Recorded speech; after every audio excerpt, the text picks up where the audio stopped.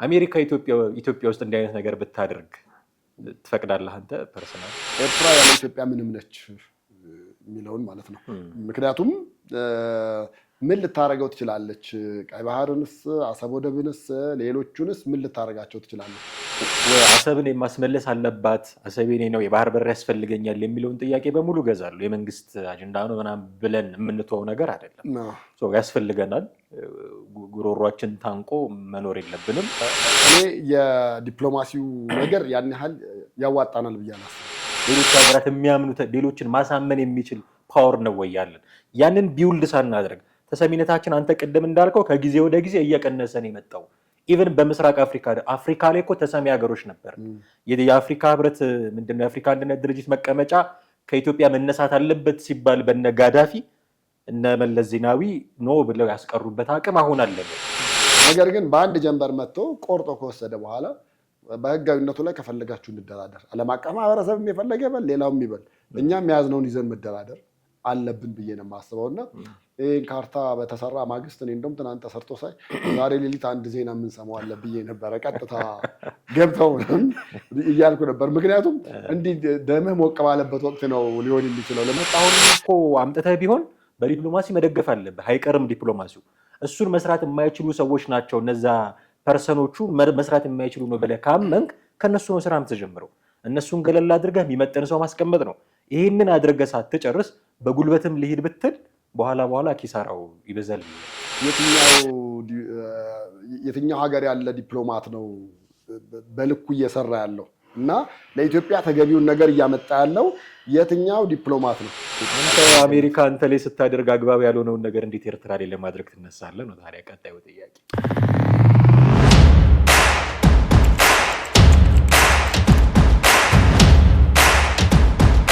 ሰላም ጤና ይስጥልን ውድ ቤተሰቦቻችን እንዴት አላችሁ? ዘኢትዮጵያ ቻናላችንን እየተከታተላችሁ ትገኛላችሁ። በወቅታዊ ፕሮግራማችን ተመልሰን ተገናኝተናል። ቴዎድሮስ ካሳና ማደገፋ ከእናንተ ጋር ቆይታ እናደርጋለን። እስከ ፕሮግራማችን ፍጻሜ ድረስ አብራችሁን ቆዩ። ቴዲ እንዴት ነው? እንዴት ነው? ሰላም ነው አለን። እንግዲህ አንድ ሰሞን ከፍ ያለ ትኩረት ያገኛል፣ የሆነ ጊዜ ዝቅ ይላል የአሰብ ጉዳይ። አሁንም ግን የኢትዮጵያ መንግስት ትልቁ ትኩረት እንደሆነ የሚያሳዩ በርካታ ነገሮች አሉ። በቅርብ ጊዜያት ውስጥ እንደውም ትልልቅ ባለስልጣናት ውጭ ጉዳይ ሚኒስትሩን ጨምሮ እና የተለያዩ የመከላከያ ደግሞ አመራሮች እንደውም አንድ የመከላከያ አመራር ትውልዱ አሰብን ለማግኘት ራሱን ያዘጋጀ አይነት መልእክት ሲያስተላልፉ ነበረ። አሁን ማህበራዊ ሚዲያ ላይ ሲዘዋወር ያየነው አንድ ካርታ ደግሞ የመከላከያ አመራሮች የያዙት ካርታ አሰብን ወደ ኢትዮጵያ የቀላቀለ ሆኖ ታየና በጣም መነጋገሪያ ሆነና ይቻላል ወይ እንዲቻላል እንደሚባል አንድ ማህበራዊ ሚዲያ ላይ የሚዘዋወር አይነት ነገር አለና ይቻላል ወይ እንደዚህ ማድረግ የሚል ጥያቄ ተፈጠረብኝ። አሁን ባለው ሁኔታ አሰብ የኤርትራ አካል ነች ይታወቃል። ኤርትራ ደግሞ የተባበሩት መንግስታት ድርጅት እውቅና ያላት ሀገር ናት። እኛም እንደ ሀገር እውቅና የሰጠናት ሀገር ናት። አሁን በስልጣን ላይ ባይሆኑም ይሄንን ያደረጉት ሰዎች እንደ ሀገር እንደውም ቀድመን እውቅና የሰጠናት ሀገርም ስለሆነች ከሉዓላዊ ክልሏ ላይ ሀገሯ ላይ ድንበሯ ላይ የሆነ ቦታ ቆርሶ የራስ ካርታ ላይ አካሎ ካርታ መስራት ይቻላሉ የሚል ጥያቄ ተፈጥሮብኝ ነው። መስራት ይቻላል? አዎ ይቻላል። እንደውም ወደ ተግባር በዚህ ጉዳይ ገባ ከተባለ ለኢትዮጵያ ለመግባት ጊዜው አሁን ነው ብዬ ነው የማስበው። እስካሁን ያሉ አጋጣሚዎች ዝም ብለው አነስ ያሉ ናቸው ወይ ደግሞ ብቅ ጥልቅ የሚሉ ነገሮች ናቸው። የተወሰነ እንቅስቃሴ ይኖራል። ከዛ በኋላ ደግሞ እንቅስቃሴ ደግሞ ተቀዛቅዞ ምናምን ታየዋለህ። አንዳንዴ በዓለም አቀፉ ተቋማትና በዓለም አቀፉ ማህበረሰብ ከሚኖር ጫናም ነው። ነገር ግን አሁን የዓለም ሕዝብ ጆሮና አይን ወደ ሌላ ሀገር ላይ ስለሆነ ወደ ቬኔዙዌላ ስለሆነ በዚሁ አጋጣሚ ለኢትዮጵያ ጥሩ ነው ብዬ አስባለሁ። አንደኛ። በሌላም በኩል ደግሞ ከኢትዮጵያ ባለስልጣናት አንድ ሁለቱም ተናግረውታል መሰለኝ ኤርትራ ያለ ኢትዮጵያ ምንም ነች የሚለውን ማለት ነው። ምክንያቱም ምን ልታረገው ትችላለች? ቀይ ባህርንስ፣ አሰብ ወደብንስ፣ ሌሎቹንስ ምን ልታረጋቸው ትችላለች? አንድና አንድ ልትጠቀምበት የምትችለው ኢትዮጵያ ነች በጎረቤት ሀገርነት። በእርግጥ አንዳንዶቹ እንደ ኪራይም ተሰጥቶ ልክ አሁን ግብፅ እንደገባችበት አይነት ነገር ጅቡቲ ላይ ለምሳሌ ፈረንሳዮች ነበሩ። ፈረንሳዮች ምንድን ነበር ያደርጉ የነበሩት? በቃ የጅቡቲን ወደብ ምንም ሌላ ሀገር ለኪራይም አይጠቀምበትም፣ ወጪ ገቢ ንግድም የለውም። ነገር ግን ወታደራዊ ማሰልጠኛ ካምፕ እዛ ጋር አስቀምጦ የተለያየ ነገር ይሰራበታል። በውስጡ ወታደራዊ ስልጠና ብቻ ነው ወይ ብለህ ብትል ሌሎች ነገሮችም ሊኖሩ ይችላሉ። የስለላ ኢስት አፍሪካ አካባቢ ያሉትን ነገሮች የመቆጣጠር እና በዛ ባህር ውስጥ ደግሞ የሚኖሩትን የተለያዩ እንቅስቃሴዎችን ወታደራዊ እንቅስቃሴዎችን ብቻም ሳይሆን የሰርጓጅ መርከብ ሌሎች ነገሮች እንደ መሞከሪያ ይደረግበታል። ከዛ የዘለለ ነገር ላይኖረው ይችላል። አሁን የአሰብ ወደብ ለኤርትራም ለምልም ከዛ በዘለለ ግን በጣም አንድና አንድ ትልቅ ጥቅም ሊኖር የሚችለው ከ120 ሚሊዮን ሕዝብ በላይ ላላት ሀገር ለኢትዮጵያ ነው። እኔ የኢትዮጵያ መብት ነው ብዬ የምለው አይደለም አሰብ ወደብን። ጅቡቲም ራሱ የኢትዮጵያ የነበረችበት እንትን ነበረ። በተወሰኑ አንቀጽ ስህተቶች ምናምን ነገር ነው ወደዛ ተወጣ የተባለው። ይሄን እንደውም አጠናክሮ መሄድ በነገራችን ላይ እንትኑን አይተኸዋል ብዬ አስባለሁ። ካርታውን ስታየው ይሄ በስህተት ወይ በቸልተኝነት የተሰራ ምናምን አይደለም። ኢንቴንሽናሊ ነው፣ ሆነ ብሎ ታስቦ ታቅዶ። ጥርጣሬ ምንድን ነው ኦፊሻል የሆነ እንትን አላየንም።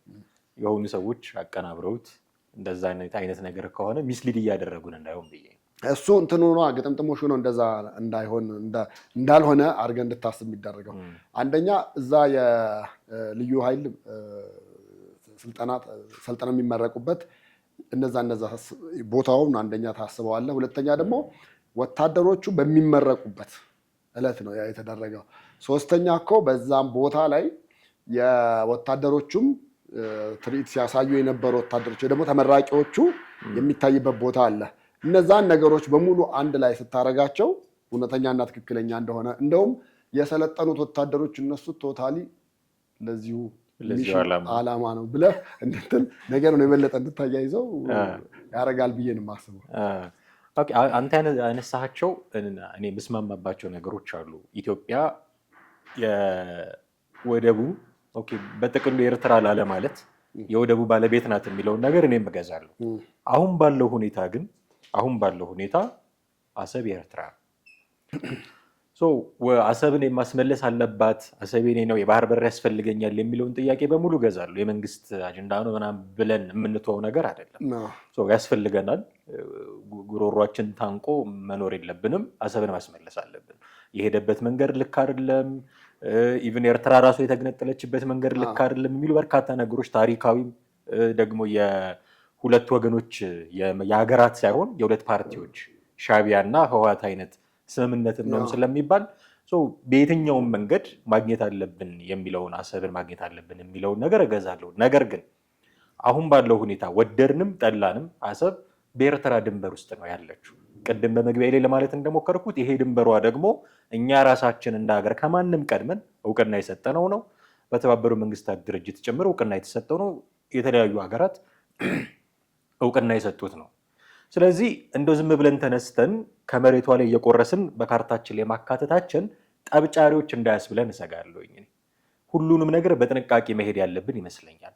የዲፕሎማሲውን መንገድ እስከ መጨረሻው ድረስ መጠቀም፣ የተበደልነውን በደል፣ የተሰራብንን አሻጥር፣ ሁሉንም ነገር ኢትዮጵያ በዚህ አትታማም። በነገራችን ላይ ያኔ እኮ እንደገና በፌዴሬሽን ነው በኮንፌዴሬሽን እነ ጸሐፊ ትእዛዝ አክሊሉ ሀብተወልድ ሲያስመልሱ በተባበሩት መንግስታት ድርጅት በሌሎች ታላላቅ ሀገራት ያላሰለሰ ጥረት አድርገው በትልቅ ዲፕሎማሲያዊ ጥረት ነው የመለሱት። በዚህ የምትታማ ሀገር አይደለችም ኢትዮጵያ። ለዲፕሎማሲ ያላት በር ምን ያህል ሰፊ እንደሆነ የተባበሩት መንግስታት ድርጅት ሲመሰረት የነበራት ተሳትፎ፣ የአፍሪካ አንድነት ድርጅት እንዲመሰረት ያደረገችው አስተዋጽኦ፣ አፍሪካ ከቅኝ አገዛዝ እንድትላቀቅ ያደረገችው አስተዋጽኦ በጣም ከፍተኛ። ኢቭን ጣሊያን በሁለተኛው ወረራ ስትመጣ ሀገር ውስጥ ያለውን የአርበኞች እንቅስቃሴ እንዳለ ሆኖ ተሰደዋል የተባሉት ንጉስ ራሱ የዲፕሎማሲ ስራ ሲሰሩ ነበረ በተለያዩ የአውሮፓ ሀገራት እየተዘዋወሩ። ስለዚህ በዚህ የምትታማ ሀገር አይደለችም፣ ሰዎችም ታጣለች ብዬ አላስብም። ስለዚህ የዲፕሎማሲውን መንገድ መግፋት በጣም እሱም ማጠንከር ሲገባን ይሄ ነገር ሪሊ እውነት ከሆነ በየካርታው አሰብን ወደኛ እያካለሉ መሄድ ጠብጫሪ ናቸው ኢትዮጵያውያን እንዳያስብለን እሰጋለሁ። ኤርትራም አሁን የሆነ እጅ እኛን የምትመታበት እጅ እንዳንሰጣት እሰጋለሁ።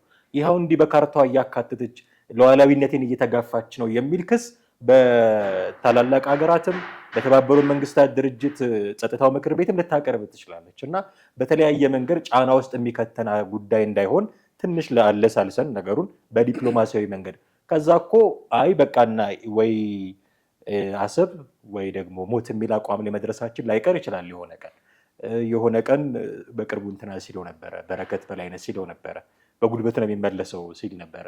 እሱን እኔ ፕሮሞት አድርግም የመጨረሻው ውሳኔ ነው መሆን ያለበት ነው የምለው የማይቀር ነገር ከሆነ በሚል ነው። አሁን ግን ባለንበት ስቴጅ ላይ ግን ዲፕሎማሲውን አጠንክረ መግፋት አይገባንም ወይ?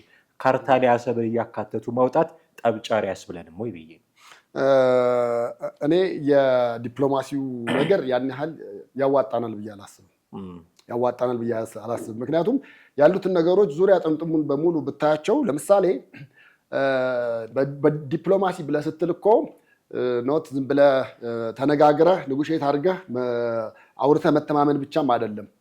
አገሪቱ ተጽዕኖ ፈጣሪ መሆን መቻል አለባት። ኢትዮጵያ አሁን ባለው ኮንዲሽን ላይ አይደለም በአፍሪካ ቀርቶ በምስራቅ አፍሪካ ያላት የተጽዕኖ ፈጣሪነት እንቅስቃሴ እንዴት ነው ብለህ ስትል በፊት ከነበረው አንጻር ስታነጻጽረው በጣም የቀዘቀዘና የወረደ ነው። በአፄ ኃይለሥላሴ ዘመን እንደነበረው አይነት ተሰሚነትና ተጽዕኖ ፈጣሪነት ኢትዮጵያ አላት ማንም ቢለኝ እኔ የስ ብዬ ላምነው ልቀበለው አልችልም። ያሉትን ሁኔታዎችም ስታያቸው ያንን ነገር የሚያሳዩ አይደሉም። ስለዚህ የኛ የዲፕሎማሲ አካሄድ መንገዶቹ አሁን ባለው ሁኔታ ላይ አዋጭ አይደሉም ነው። አሁን እየሄድን ባለነው ሁኔታ ላይ አዋጭ አይደሉም ነው። አንደኛም ተሰሚነታችን ተቀዛቅዟል። ሁለተኛ ደግሞ በኢኮኖሚ ራሱን የቻለ ከፍተኛ የሆነ ተጽዕኖ ማድረግ የሚችል ነገር ነው። በኢኮኖሚ ደግሞ የደቀቀ መሆኑና ይሄ የእርስ በርስ ዋሩም ሌሎችንም ነገሮች አጠቃላይ የሁሉም ነገር ድምር ውጤት ነው ዲፕሎማት የሚለውን ነገር ሊያመጣ የሚችለው። ስለዚህ ዲፕሎማት ሆነን ኔጎሼት አድርገን ምናምን ነገር ቴክስ ታይም በጣም ረጅም ጊዜ ነው የሚወስደው። ያውም ረጅም ጊዜ ሊወስድ ይችላል። ይሄ በአንዴ በቀላሉ ዛሬ እንደምናወራው አይነት ነገር ምናምን አይደለም ሊሆን የሚችለው። በጣም ብዙ ጉዞ ያስፈልገዋል። ያንን ትተህ እኔ ዝም ብሎ ሄዶ ካፕቸር ማድረግ ልክ እንደ ቬንዙዌላው መሪ ሄደ ካፕቸር አድርገ። ምክንያቱም በአገሪቱ ለምሳሌ የሶማሊያን ተመልከት። ሶማሊያ ተከፋፈለች። ስትከፋፈል ሶማሌላንድ ተባለች፣ ሶማሌ ተባለች፣ አርጌሳ የተለያየን ሶማሌ ተፈጠረች እዛ ጋር አይደለም። ወደ ሩሲያ አካባቢ ያለውንም ብታይ ሶቪየት ህብረት ነበረች። አሁን ተሸራርፋ አይደለም። አሁን ለምሳሌ በጦርነቱ ሩሲያ ከዩክሬን የያዘቻቸው ቦታዎች አሉ። እነዛም ቦታ ህጋዊ ነው የማደርጋቸው የኔ ግዛቶች ናቸው ብላ ብትል የትኛው ኃይል ነው መጥቶ እሷን የሚያስለቅቃት? እንደ ቬኔዙዌላው መሪ የዓለም አቀፍ መሪዎች ምንድን ነው ያሉት? የውግዘት ቃላቸውን አቀረቡ። ከዛ በኋላ ምንም አላሉ። ይህንን ለማድረግ ቴዲ መጀመሪያ እኮ ይህንን የኃይል ሚዛን መፍጠር ያስፈልጋል። አሁን አሜሪካ የለንም ብለህ ታስባለህ? የኃይል ሚዛን አሁን አሜሪካ ቬንዙዌላ ገብታ ፕሬዚዳንቱን የሚያክል ነገር የአገሪቱ መከላከያ ሚኒስትር ምንም ሳያውቅ ይፎክራል። ደግሞ ከፕሬዚዳንቱ ከተወሰደ በኋላ እናሰማራለን እያለ ይፎክራል። እና ምንም ሳያውቁ አንጠልጥለው ወሰዱት። አንድም ሀገር ሊናገራት የሚደፍር የለም። ኢቨን ቻይና፣ ሩሲያ ሁሉ ምናልባት መግለጫ ያወጣሉ እና ወግዛለን ይላሉ። ምንም ሊናገራት የሚደፍር ሀገር የለም። ይሄንን ተሰሚነት ይሄንን የኃይል ሚዛን አሜሪካ ፈጥራለች። ጡንቸኛ ነች። ኢኮኖሚያ ትልቅ ነው ይታወቃል። ባለፈው ታስታውሳለህ ለሶማሌላንድ እውቅና ልትሰጥ ነው ኢትዮጵያ እንዲህ አይነት ምናምን ሲባል ያልተንጫጫ ሀገር የለም። ጎረቤታችን ያለችው አፍንጫችን ስር ያለችው ሶማሊያ ጀምሮ ቱርክ ድረስ የደረሰ ጉዳይ ነው። ግብጽ ምናምን ያልተንጫጫ ሀገር የለም። እስራኤል መታ ሰጠች እውቅና። አይ እናወግዛለን የሚል መግለጫ ከማውጣት ውጪ አንዲትም ነገር ሊያደርጓት የቻለ ሀገር የለም። እስራኤልን ይታወቃል። የጦር አቅሟ ከአሜሪካ ጋር እጅና ጓንት ነች። ምንም ሊያደርጓት እንደማትችል ታውቃለች። ኢትዮጵያ ኢቨን እስራኤል እንኳን እውቅና ሰጥታ ለሶማሌላንድ እስካሁን ዝምታን ነው የመረጠችው። እንደውም ለኢትዮጵያ ጥሩ ነው ይሄ ነገር አልጋ ባልጋ ሊያደርግላት ነው ሲባል ይኸው እስካሁን ዝምታን ነው የመረጠችው። ስታወግዝም ስትደግፍም አላየንም። ይሄንን ምን አመጣው? እንዲህ ብል እንዲህ የሚለኝ አካል ይኖራል፣ እንዲህ ብል ደግሞ እንደዚህ የሚለኝ ይኖራል የሚል ዳይለማ ውስጥ ነው ያለ ነው ይታወቃል። ይህንን ዳይለማ የፈጠረው ደግሞ ፓወር ባላንስ ነው። ያ ፓወር አሁን የለንም፣ ወደድንም ጠላንም። ኦፍኮርስ ለኤርትራ ሚያንስ አይደለም አቅማችን። ገብቶ ካፕቸር ለማድረግ ኢሳያስ አፈወርቂ ላናንስ እንችላለን። ለዛ በቂ የሆነ አቅም ሊኖረን ይችላል። ግን ሌሎች ሀገራት ዝም የሚሉት አቅም ነው ወይ ያለን? ሌሎች ሀገራት የሚያምኑት ሌሎችን ማሳመን የሚችል ፓወር ነው ወይ ያለን? ያንን ቢውልድ ሳናደርግ ተሰሚነታችን አንተ ቅድም እንዳልከው ከጊዜ ወደ ጊዜ እየቀነሰ ነው የመጣው። ኢቨን በምስራቅ አፍሪካ ላይ እኮ ተሰሚ ሀገሮች ነበር። የአፍሪካ ህብረት ምንድነው የአፍሪካ አንድነት ድርጅት መቀመጫ ከኢትዮጵያ መነሳት አለበት ሲባል በነ ጋዳፊ እነ መለስ ዜናዊ ኖ ብለው ያስቀሩበት አቅም አሁን አለን ወይ? ይህንን አቅም እንድናጣ ያደረገን ደግሞ የሀገር ውስጥ ግጭት ነው። እንደምታውቀው ሰላም አለ ወይ? አማራ ክልል ውስጥ፣ ኦሮሚያ ክልል ውስጥ፣ ትግራይ ክልል ውስጥ ሪሊ ያለው አሁን ሰላም ነው ወይ? ኔጌቲቭ ፒስ አይደለም ወይ?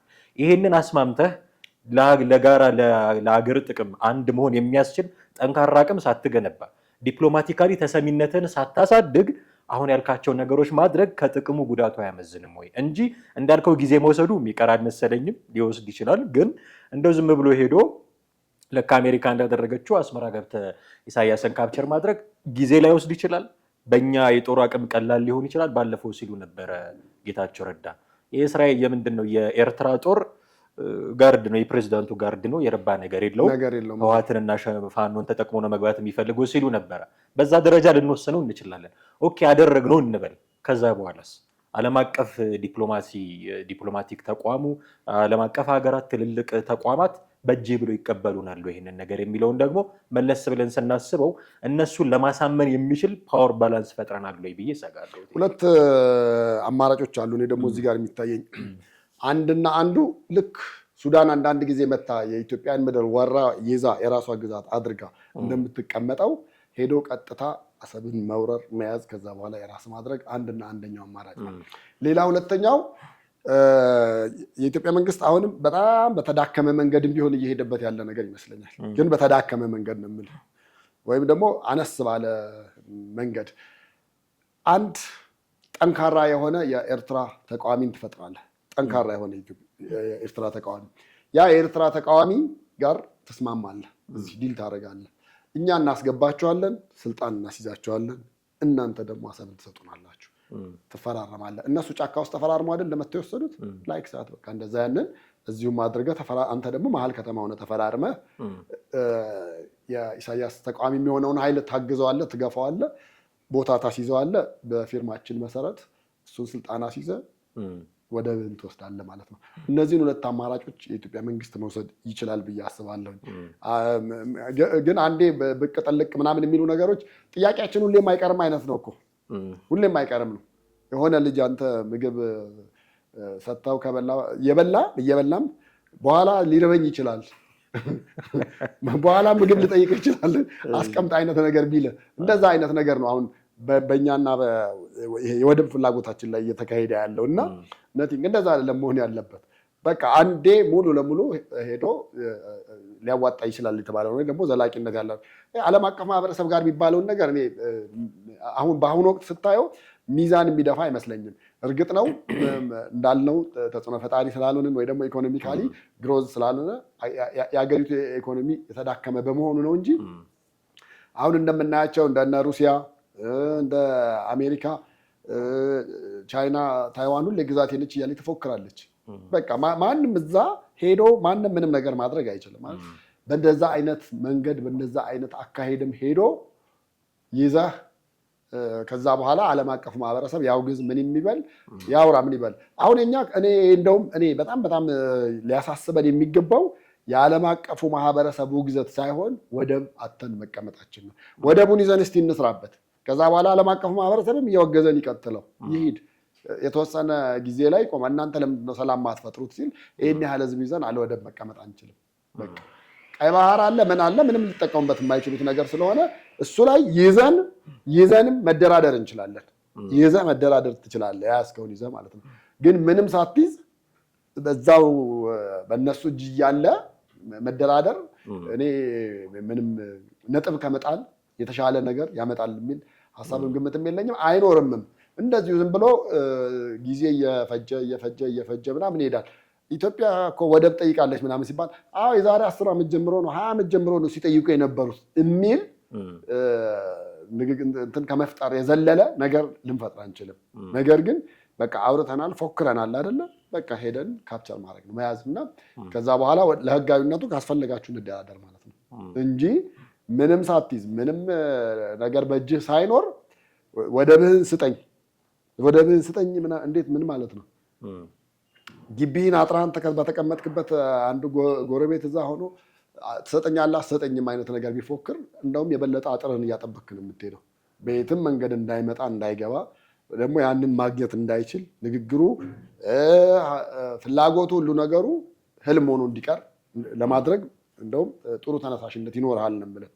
ነገር ግን በአንድ ጀንበር መጥቶ ቆርጦ ከወሰደ በኋላ በህጋዊነቱ ላይ ከፈለጋችሁ እንደራደር፣ ዓለም አቀፍ ማህበረሰብ የፈለገ ይበል፣ ሌላውም ይበል፣ እኛም የያዝነውን ይዘን መደራደር አለብን ብዬ ነው የማስበው። እና ይህን ካርታ በተሰራ ማግስት እኔ እንደውም ትናንት ተሰርቶ ሳይ ዛሬ ሌሊት አንድ ዜና የምንሰማው አለ ብዬ ነበረ። ቀጥታ ገብተው እያልኩ ነበር። ምክንያቱም እንዲህ ደምህ ሞቅ ባለበት ወቅት ነው ሊሆን የሚችለው። ለምሳሌ የአሜሪካንን አካሄድ አይተሃል አይደለም?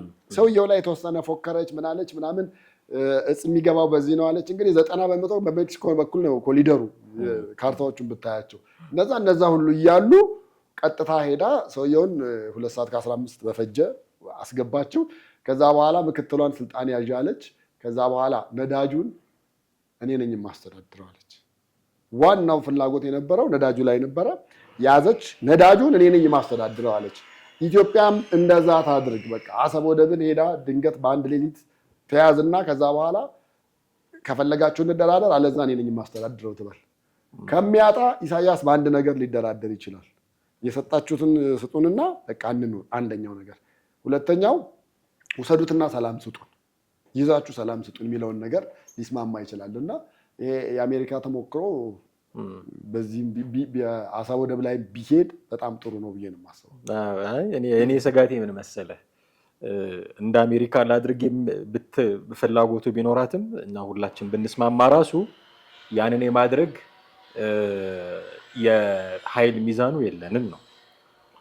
እሱ ላይ ቆመን ስንነጋገር ቅድም እንደውም ለማንሳት የሞከርኩትን አንተ ሪያክት ያደረክበት የዓለም አቀፉ ማህበረሰብ ያልኩትን ኦኬ ያው ግዙ እኛ ይዘን ጥሩ ያነሳው ጥሩ ነጥብ አሰብን ይዞ መደራደር ትልቅ አድቫንቴጅ ሊሆን ይችላል። ከያዝክ በኋላ እንዲህ አይነት ነገር እፈልጋለሁ ከዛ ልቃለሁ እንኳን ብትል የሆነ አይነት ሼር ኖሮ የሆነ አክሰስ ኖሮ ምናምን ሊሆን ይችላል። ጥሩ አድቫንቴጅ ሊያስገኝልህ ይችል ይሆናል። ነገር ግን ማውገዝ ብቻ ነው ወይ የነዚህ ሰዎች ስልጣን? አሁን አሜሪካን እሺ አውግዥ ያለው ብለህ ዝም ብለህ ኢትዮጵያም እኮ የቬንዙዌላ ላይ ያደረግሽውን ነገር እውቅና ልሰጠውም ይሄ በሰው ሀገር ሉዓላዊነት መግባት ነው እና አውግዥ ያለው ብላ ነው የምትለው። አፏን አበላሽታው ነው ዝም የምትለው። ሌሎቹም ሀገሮች እንደዛ ነው የሚሆኑት። አንዳችም ነገር ሊያደርጉ አይችሉም። እኛ ሀገር ላይ ግን ቢሆን ማውገዝ ብቻ አይደለም የሚሆነው። ይሄንን ነገር አሁን ለምሳሌ አሜሪካ ምስራቅ አፍሪካ ላይ የራሷ ናሽናል ኢንተረስት አላት። የኢትዮጵያ አሰብን መያዝ ናሽናል ኢንተረስቷን የሚነካባት ከሆነ አውግዛ አይደለም ዝም የምትለው።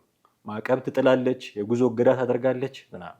አሜሪካ ብቻ አይደለችም ቀይ ባህር ላይ ፍላጎት ያላት። እንደምታውቀው ትልቅ የመርከቦች መተላለፊያ ነው፣ የንግድ ማዕከል ነው። በጣም በርካታ ሀገራት እዛ ቦታ ላይ ፍላጎት አላቸው። ሳውዲ፣ ዩናይትድ አረብ ኤምሬትስ፣ ሩሲያ፣ በቅርብ ጊዜ ቻይና ኢቨን።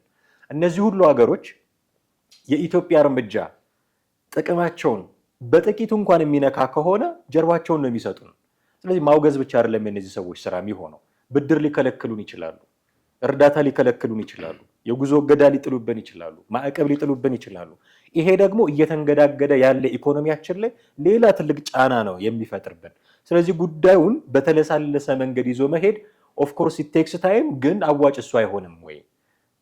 ደግሞ ዲፕሎማሲው ላይ በደንብ ካሰራን በ2 እና በ3 ዓመታት ውስጥም ማግኘት ከቻለን አሰብ ወደብን ትርፋማ አንሆንም ወይ? በጦርነት አድርገ ነው በጉልበት አድርገ ነው ሌላ ኢኮኖሚ አሻጥር ተሰርቶብን በማዕቀብ በመሳሰሉት ነገሮች ኢኮኖሚያችን ከዚህ በላይ ደግሞ ዳሽቆ እንደገና ሌላ ችግር ውስጥ ከምንገባ እና መንግስትም ተአማኒ ላለመሆንም እኮ ሊዳረግ ይችላል አይደለም። የህዝብ አመኔታ ሊያጥ ይችላል። አሰብ ብሎ ይኸው እንደዚህ ያደረገን ሊባልም ይችላል። ይሄ ሁሉ ከመሆኑ ግን የዲፕሎማሲውን መንገድ 2ም 3ም ዓመት ከፈጀ እሱን አድርጎ በዛ መንገድ መቀጠሉ የሚያዋጣ ይመስለኛል። ያኛው ከትርፉ ኪሳራው የሚያመዝን ስለመሰለኝ እኔ በዲፕሎማሲያችን በተደጋጋሚ ካየሁት ነገር በመነሳት በዛ ተስፋ ከመቁረጥ ነው። አንደኛ እስቲ ተመልከት፣ የትኛው ሀገር ያለ ዲፕሎማት ነው በልኩ እየሰራ ያለው እና ለኢትዮጵያ ተገቢውን ነገር እያመጣ ያለው የትኛው ዲፕሎማት ነው? አብዛኞቹ እኮ ከፌዴራል መንግስት ወይ ደግሞ ከክልል መንግስት ተባረው ከዛ በኋላ እንደ ስልጣን ማረፊያ ተደርጎ ነው አይደል እንደ እሱን ነው ማስተካከል ያለብህ። አሁን አየህ እሱን አበላሽ ተሰርተህ በጉልበት እንኳን ያመጣኸውን ድል በዲፕሎማሲ ልትደግፈው አትችልም። መደገፍ እኮ አሁን በጉልበት ያመጣኸውንም እኮ አምጥተህ ቢሆን በዲፕሎማሲ መደገፍ አለብህ። አይቀርም ዲፕሎማሲው። እሱን መስራት የማይችሉ ሰዎች ናቸው እነዛ ፐርሰኖቹ መስራት የማይችሉ ነው ብለህ ካመንክ ከነሱ ነው ስራ የምትጀምረው። እነሱን ገለል አድርገህ የሚመጥን ሰው ማስቀመጥ ነው። ይሄንን አድርገህ ሳትጨርስ በጉልበትም ልሂድ ብትል በኋላ ኪሳራው ይበዛል ብዬ ነው። እኛ ጋር አኩራፊዎች በየሀገሩ በዲፕሎማት ሆነው እንዲቀመጡ የተደረጉት አኩራፊ ነው ወይ ከፌዴራል መንግስት ወይ ከክልል መንግስት የተሰናበተ ነው ወይ ደግሞ በሙስና ከሆነ ነገር የተነሳ እንደ ማኩረፊያ እንደ መጦሪያ አይደል እንዴም እየተባለ ያለው። ስለዚህ የመጦሪያ ስብስብ አስቀምጠህ እንዴት አድርገህ ነው በዛ ልክ ልትሰራ የምትችለው እንዴ? በአፄ ኃይለሥላሴ ጊዜ እኮ የነበሩት እኮ እድሜም ማተር ያደርጋል እኮ የእድሜያቸውም ነገር እኮ ይታያል። ይሄ የትምህርታቸው ያላቸው የግል ስብዕና ምናምን ብቻም አይደለም፣ ብዙ ነገር ታይቶ ከነዛ ስብስብ ነው ተቀምጦ ያለው እንጂ እኔ አሁን ይቅርታ አድርግልኝና እንግዲህ የፌዴራል ዋና ፍትህ ሚኒስቴር የነበሩት ናቸው አይደለ ውጭ ጉዳይ ሚኒስቴር የሆኑት ጌዲዮን ጢሞቴዎስ። አዎ ይሄ ነገር እስከ መቼ ነው እንደዚህ ያለ ነገር ልታረግ የምትችለው? ደህና ጠንካራ የሆነ ሰው አይደል እንደ ውጭ ጉዳይ ሚኒስቴር ጋር መቀመጥ መቻል ያለበት? ለምሳሌ ብዙዎቹ እኮ እነ ብርሃኑ ነጋን ያጫሉ። በቃ ዓለሙንም የሚያውቁት ነው፣ ይህንንም የሚያውቁት ነው። ሰው ጥሩ የሆነ ኮሚኒኬሽን ይኖራል። አገሪቱ እኔ ነኝ የኔ ሰው ብላ የምትለው ሰው አግኝታለች ብለን ማለት እንችላለን። ከሱ ውጭ ሌሎቹንም ልታመጣቸው ትችላለህ። እኔ እንደው እንትን በልና በቀጣይ ኢቭን ጌታቸው ረዳ ቢሆን ዲዘርቭ ያደርጋል ብዬ አስባለሁ። ጌታቸው ረዳም ቢሆን እንደነዚህ ያሉ ሰዎች ታስቀምጣለህ እንጂ ፍትህ ሚኒስቴር ጋር የነበረ ስለ ፍትህና ስለ ሀገሪቱ የህግ ወይ ደግሞ ስለ ዓለም አቀፍ ህግ እያጠና የነበረን ሰው አምጥተህ ዋና ዲፕሎማቱን ዋና የሚያሽከረክር ቦታ ላይ አምጥተህ ስታስቀምጠው ምንድን ነው ሊሆን የሚችለው? የሀገሪቱንም ሁኔታ ግምት ውስጥ የሚያስገባ አይነት ነገር ነው ብዬ ነው የምለው። ይሄ ሰውየው አልተማረም ወይ እንትን አይደለም። በሌላ ቦታ ዲዘርቭ ሊያደርግ ይችላል። ለምሳሌ ፍትህ ሚኒስቴር ላይ አሪፍ እንደነበረ አውቃለሁ። ውጭ ጉዳይ ሚኒስቴር ጋር ግን አሪፍ አይደለም። ይሄ ደግሞ የውጭ ጉዳይ ሚኒስቴር ደግሞ የሀገሪቱ ዋና ከየትኛውም ዓለም ላይ የሚኖራትን ግንኙነት በሙሉ ሊድ የሚያደርግ አካል ነው። ወደ ተለያዩ ሀገራችን ዓለማት ሄዶ ከዲፕሎማቶች ጋር ከተለያዩ ማህበረሰብ ጋር ከዓለም አቀፍ ኢቨን እዚህ ሀገር ውስጥ ያሉትም እኮ መጀመሪያ የሚያናግሩት እሱን ነው። እነዚህን ሁሉ ዙሪያ ገባ የሚይዝ አካል ጠንካራ ሰው ልታስቀምጥ ሲገባ እንደዛ አይነት ሰው አስቀምጠህ በዲፕሎማሲ ወይም ደግሞ በዲፕሎማት ይሄን ነገር እንቀጥልበታለን ምናምን ነገር ብለህ ማለት ዝም ብሎ እንደዚህ እየተፎከረ ምን እየተባለ ኢሳያስም አሁን እኮ የጌታቸውን ረዳ ንግግር እኮ እርግጠኛ ነኝ ቁጭ ብሎ ይሰማዋል አይደል? በኋላ ምንድን ነው የሚለው? ያለኝን ኃይል እነኚህ ሰዎች ያውቃሉ ማለት ነው። ስለዚህ ራሴን ላጠንከር ብሎ ልዩ ኃይል የነበረና ወይ ደግሞ ቤተመንግስት አካባቢ ብቻ የነበረውን ድንበር ጠባቂውንም የበለጠ ጠንካራ እንዲሆን ሊያደርገው ይችላል እንጂ በዲፕሎማሲ ይመጣል የሚለው ነገር በጣም ሩቅ። ምናልባትም የኛ ልጆች አድገው በጣም ትልቅ ከሆኑ በኋላ እሱም ሌላ ሀሳብ ለውጥ ደግሞ ሊመጣ ይችላል። ሌላ ሀሳብ ለውጥ ምክንያቱም ለምሳሌ አንደኛ በኢኮኖሚ ደረጃ ልናስገባ የምንችለው ነገር ቢኖር ምንድን ነው? ኢምፖርት ኤክስፖርቱ ላይ ትልቁን ድርሻ የሚይዘው የነዳጁ ነው አንደኛው አይደለም። ኤሌክትሪኩ እየተስፋፋ ሲመጣ እንደገና ደግሞ የዚህ ነፋስ ኃይሉን የሶላሩን እነሱን ስትጠቀም የነዳጁን የምታስገባውን ኢምፖርት ልትቀንስ ትችላለህ። ግን ሌሎች ንግዶች ላይም ዞሮ ወደብ ያስፈልጋል። ላንድ ሎክድ ሆኖ መኖር እስከ መቼውም አይቻልም፣ አይዘለቅም ብዬ ነው የማስበው። እና አሁን ነው ጊዜው፣ በዚህ ወቅት ነው ማድረግ መቻል። የዓለም አቀፍ ማህበረሰብም ጆሮና አይን ሌላ ቦታ በሆነበት ሰዓት ነው ልትይዝ የምትችለው። አለዛ ደግሞ የተወሰኑ ሀገራትን ትይዛለህ። ለምሳሌ አሜሪካ ታውግዝህ፣ ግን ቻይና እና ሩሲያን ከያዝክ በቂ ሊሆን ይችላል። ወይ ደግሞ እነሱን ትተህ ደግሞ ከአሜሪካ ጋር ተጣበቅና አሜሪካ በዚህ ጉዳይ ላይ ለምሳሌ ቅድም ያንተ ያነሳኸው አለ አሜሪካ ምን አይነት ኢንተረስት ሊኖራት ይችላል? አሰብ ወደብ ላይ የተለየ ኢንተረስት ወይ ቀይ ባህር ላይ የተለየ ኢንተረስት አይደለም። የተለየ ኢንተረስት ወይ እሷ የሚመጣ ወይ ደግሞ የደም ልኬቷ ከፍ የሚለው መቼ መሰለ? ልክ እዛ ቦታ ላይ የአረብ ሀገራት አረፉ ሲባል፣ የአረብ ሀገራት ይዘውታል ሲባል፣ የአረብ ሀገራት ሊጠቀሙበት ነው ሲባል ያን ጊዜ ብንን የምትለው ነገር አለ። ለምሳሌ ሩሲያ እዛ ላይ የልዩ ፍላጎት ብታሳይ ወይ ቻይና ብታሳይ በማግስቱ የአሜሪካን መልስ ታገኘዋለህ። ከዛ በተረፈ ግን ይሄ ትንንሽ አፍሪካ ሀገራት ያን ያህል ማተር ያደርጋል ብዬ አላስብም። ኢንተረስት ማስጠበቅ መቻል ካለባቸው ይሄኛውን መሄድ ነው እንጂ የማዕቀብ ጉዳይ ከትግራይ የበለጠ ማዕቀብ አይመጣብንም። ኦልሬዲ ከዛ የዓለም አቀፍ ያበደሩን ሀገራትም እኮ የሆነ ነገር ይዘው ነው ያበደሩን፣ አለምንም ነገር አይደለም። ኢቨን የእነ ቴሌን እነ ሳፋሪኮም የገቡበትን ሜንስ ስታይ በቃ ገንዘብ እንዳበደረህ እነዚህ ሴክተሮች ክፍት አድርግ ለንግድ ተብሎ እነዛ ሁሉ እንደ ማስያዣ ተደርገው ተይዘው ነው እንጂ ዝም ብሎ አይደለም። በነፃ የተለዋወጥናቸው ምንም ነገር ስለሌለ እሱን ታሳቢ ማድረግ ያን ያህል አስፈላጊ ነው ብዬ አላምንም። ስለ ዲፕሎማቶች ካነሳን ደግሞ እኮ በጣም ጥሩ ዲፕሎማቶች አሉ። ለምሳሌ የህዳሴ ግድብ ጉዳይ ሲነሳ ወደ አይምሯችን ቶሎ የሚመጡት ኢንጂነር ስለሺ ጥሩ ዲፕሎማት ናቸው። እንደውም ኢትስ ማይ ዳም የሚል ሞቶ ሁሉ አምጥተው ብዙ ስራ የተሰራበት እንደሆነ ታውቃለህ።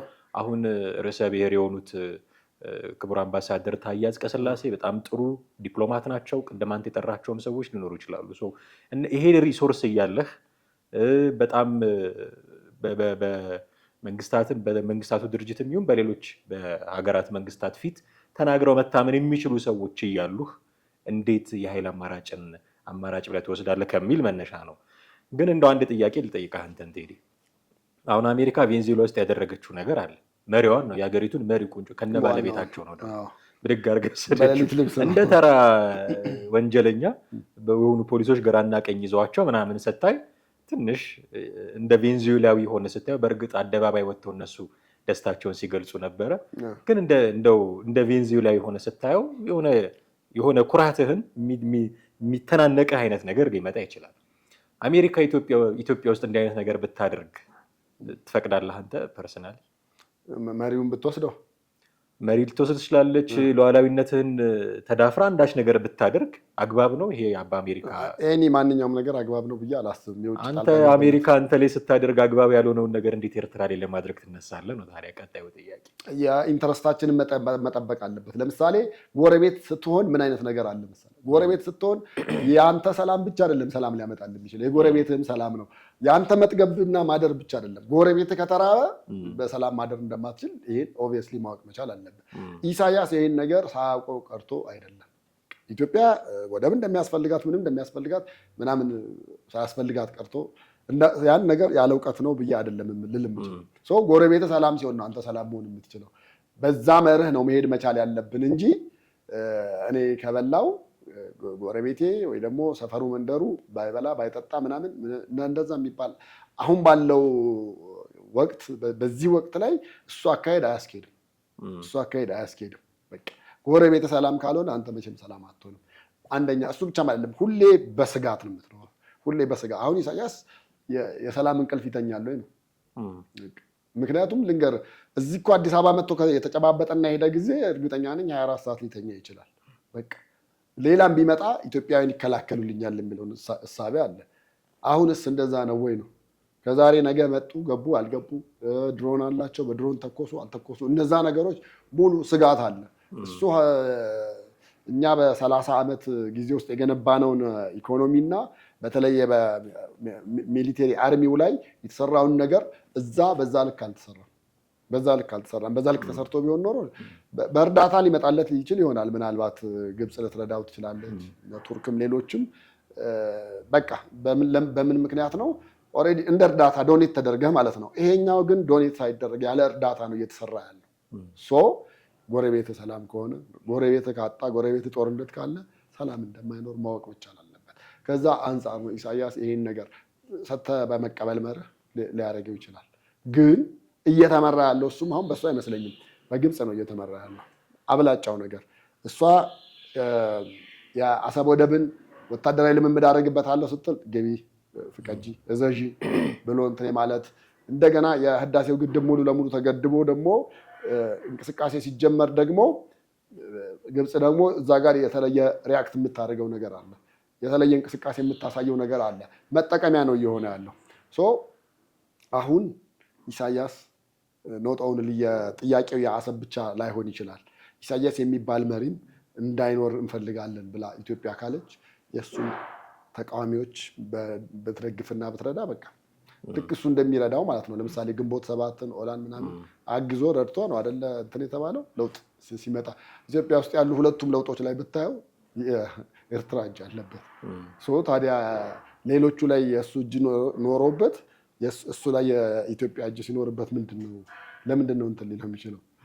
ይሄን ነገር ራሱን የቻለ ኢምፓክት ያለው ያመጣል ልልህ የምችለው ከዚህ አንጻር ነው። በጣም አሪፍ ቴዲ፣ በርካታ ነገሮችን አነሳን። የመከላከያ አመራሮች የአሰብ ወደብን የኢትዮጵያ አካል አድርገው የሚያሳይ ካርታ አሳይተዋል በሚል እኔ አሁንም አላመንኩም።